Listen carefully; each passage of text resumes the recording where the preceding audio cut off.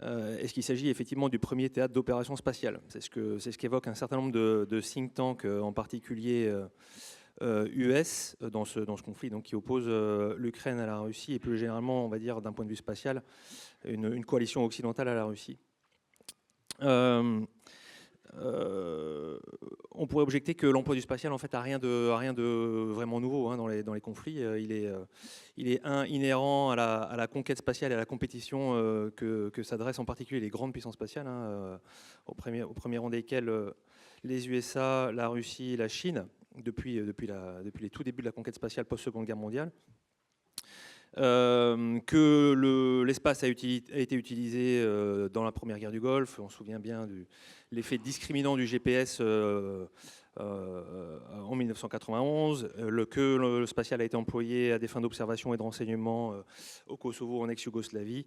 Donc je vais essayer de vous montrer ce qui change fondamentalement d'un point de vue spatial dans ce conflit. Voilà. Mes propos vont largement faire écho à ce qui était, c'est pas fait exprès, mais je ne sais pas si c'est bien de converger ou pas, mais en tout cas vont faire largement écho à ce qui a été dit par le premier panel, en particulier donc les généraux Breton, Givre et Monsieur Lemonnier. Bien, le premier point, c'est que notre dépendance à l'espace dans tous les secteurs, enfin, on a une vraie, depuis ce conflit met en avant le fait de notre dépendance à l'espace dans tous les secteurs, civils et militaires. Quand j'adresse le civil, c'est important de le garder en tête, puisque ça paraît évident, mais je préfère le rappeler, il ne s'agit pas que donc d'un affrontement militaire, c'est bien un affrontement des volontés, des forces morales et des forces politiques, et donc notre dépendance au spatial civil compte également. Donc on en dépend dorénavant pour notre économie, pour la santé, pour le tourisme, pour l'agriculture, pour la finance, le transport. Je vous passe les chiffres en dollars desquels dépend le spatial dans le monde occidental, et j'inclus là-dedans l'Ukraine, mais ils sont absolument faramineux. Et cette dépendance, elle est présente et elle va continuer à s'accentuer. Nous sommes dépendants dorénavant du spatial, on l'était déjà un petit peu avant, mais également à des fins militaires. Et on le sera également de plus en plus. On est dépendant pour des raisons de mobilité, rejoint ces affaires de GPS par exemple, de précision, de synchronisation des effets, de coordination. Il faut pouvoir communiquer, et beaucoup de nos communications passent par le spatial. À des fins d'anticipation, à des fins de renseignement, il faut pouvoir observer et comprendre ce qui se passe sur un théâtre, quel qu'il soit. Donc ça renvoie aux fameuses boucles OODA qui sont quand même des fondements des opérations. Ça s'accompagne, et ça a été dit donc par le général Givre, me semble-t-il, par la numérisation des systèmes d'armes, par l'accentuation de la connectivité, tous azimuts. Et tout ça, ça s'appuie largement sur le spatial, en particulier sous l'angle SATCOM. Donc moi, j'y vais un peu brutalement, mais j'aime bien paraphraser Montgomery, qui disait, donc un bon terrien, qui disait que si on perd la guerre dans les airs, on la perd rapidement. Je pense que demain, si on perd la guerre dans l'espace, on la perdra rapidement. J'ajouterais que l'Ukraine, ça a été dit également, a pleinement embrassé la connectivité. Donc elle repose de près ou de loin sur des infrastructures de communication qui ont été targetées, ciblées dès le début de la guerre. Les infrastructures sol, mais on va voir qu'elles reposent donc du coup maintenant sur des infrastructures spatiales de communication à des fins de connectivité, de C2 tactique, pour l'artillerie, pour l'emploi des drones et puis pour la conduite des opérations de manière générale. Donc premier point, dépendance à l'espace d'un point de vue civil et militaire. Deuxième point, le rôle primordial des acteurs du New Space. Que ce soit dans le domaine de l'observation, on parle beaucoup de Starlink donc qui fait de la communication, mais j'insiste sur le fait que c'est toujours le cas dans le domaine de l'observation.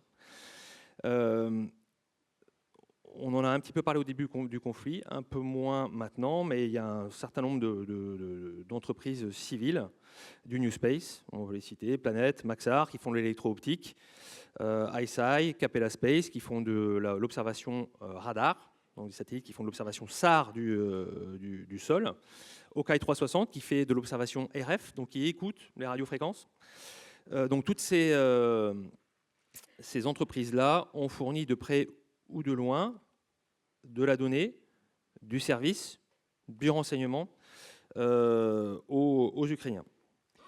Et donc, davantage médiatisé, évidemment, la constellation Starlink, qui a fourni dès le début du conflit près de 5000 terminaux aux Ukrainiens, et maintenant on est dans l'ordre de la trentaine de milliers, et vous verrez un certain nombre de, enfin, j'adresserai autour de ça un certain nombre de points également.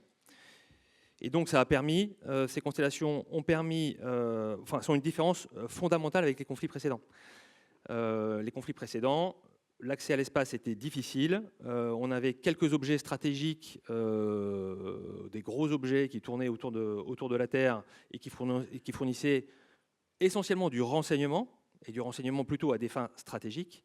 Maintenant, on entre dans une nouvelle ère. Ce sont des constellations peu chères, qu'on arrive plus facilement à mettre en orbite, et qui fournissent de la donnée et dont on se sert à des fins militaires, qu'elles soient à des fins de renseignement, mais pas seulement.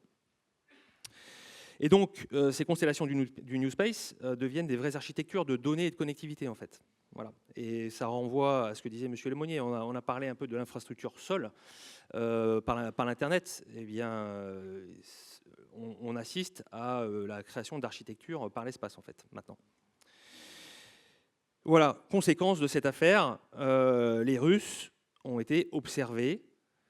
Alors ça pose après, au-delà de ça, la question du traitement de cette donnée. Hein. Donc ça ne veut pas dire que parce que vous avez un satellite quasiment de manière permanente au-dessus de vous que ces données sont exploitées et sont correctement exploitées. Mais en tout état de cause, les Russes ont été observés de jour, de nuit, par tous les temps. Et d'ailleurs, certains acteurs de ce New Space, je pense à Planète en particulier, ont pour objectif de vous fournir de la donnée de manière permanente au-dessus d'un point, comme pourrait le faire un ballon d'observation. Sauf que là, maintenant, ça se passe par des satellites, par l'espace, qui sont tellement nombreux et qui communiquent entre eux, que vous avez cette observation permanente au-dessus de vous. Voilà, donc ça, c'est quand même un effet discriminant dans ce conflit en particulier. Les questions qui se posent autour de ça, évidemment, vous en avez entendu parler, hein, les aspects de belligérance des entreprises qui sont considérées comme des cibles légitimes par les Russes, avec les derniers développements que vous avez sans doute suivis concernant Starlink. Alors, moi, je suis très prudent là-dessus, hein, entre les aspects communication, source ouverte, et ce qui se pratique derrière. Et malheureusement, je n'ai pas les éléments qui me permettraient d'évoquer ça aujourd'hui. Mais entre donc, le fait, si vous l'avez suivi, que M. Musk fait un peu marche arrière vis-à-vis des Ukrainiens en expliquant qu'il n'avait pas mis sa constellation Starlink à des fins cinétiques, en particulier pour l'utilisation des drones ou de l'artillerie. Voilà. Bon, entre ce qu'il dit et ce qui se pratique, je ne sais pas trop. Il y a aussi le fait qu'il craint objectivement pour sa constellation vis-à-vis des Russes, vis-à-vis des menaces russes. Voilà. Et donc, pour terminer sur ce petit paragraphe New Space, il n'est pas le fruit du hasard. C'est le fruit d'une stratégie en particulier américaine qui a été élaborée il y a maintenant plus de 15 ans et dont on voit la déclinaison à des fins militaires. On la voit sur l'Ukraine, on la voit de manière un peu plus anecdotique, mais il faut regarder un petit peu partout, également sur des théâtres comme l'Iran, où quand les populations ont commencé à se soulever, que l'Internet a commencé à être contrôlé, il ne vous a pas échappé que Starlink a mis en service sa constellation en Iran quasiment dans la foulée. Voilà. Donc ça pourra préfigurer potentiellement, quand on parle de guerre informationnelle, des conflits futurs. Troisième point, en fait, alors je dirais qu'on a deux puissances, alors ce ne sont pas deux puissances, c'est deux coalitions, ou une coalition vis-à-vis de la Russie, deux coalitions spatiales complètes en opposition quasi frontale, et d'une certaine manière, elles se neutralisent.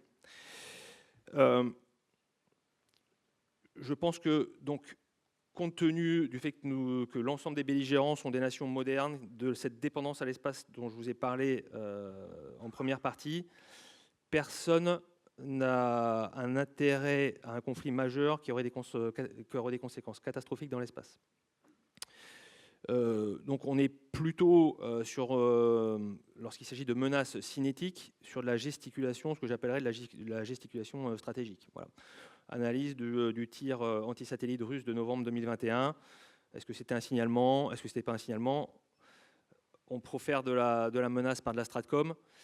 En revanche, on ne voit pas encore d'attaque cinétique qui serait, une fois de plus, qui aurait des conséquences sur les deux camps, en fait. Donc, tout ça favorise les actions dans la zone grise, sous le seuil de conflictualité, auquel l'espace se prête particulièrement. C'est un milieu qui reste peu ou pas réglementé, qui est difficile d'accès, difficile à surveiller au sens à poursuivre sur le long terme des actions. En fait, on arrive à détecter certaines actions, mais après il faut pouvoir les poursuivre lorsqu'elles ont lieu, lorsqu'elles circulent autour de la Terre. C'est un milieu, ça renvoie une fois plus à ce qui était dit, je l'avais noté imminemment dual, mais vous avez raison, c'est plus que de la dualité, ça vient de la porosité, hein, et j'espère vous l'avoir démontré en vous parlant de ces constellations du New Space qui fournissent des services directement au profit des belligérants. C'est un milieu qui est également éminemment numérisé, et enfin qui n'a pas de territorialité. Donc tout ça favorise les actions dans la zone grise. Donc qu'est-ce qu'on voit? J'en ai bientôt terminé. Des modes d'action antispatiaux, pour certains nouveaux, qui ont été employés dès le début de la guerre et qui se généralisent.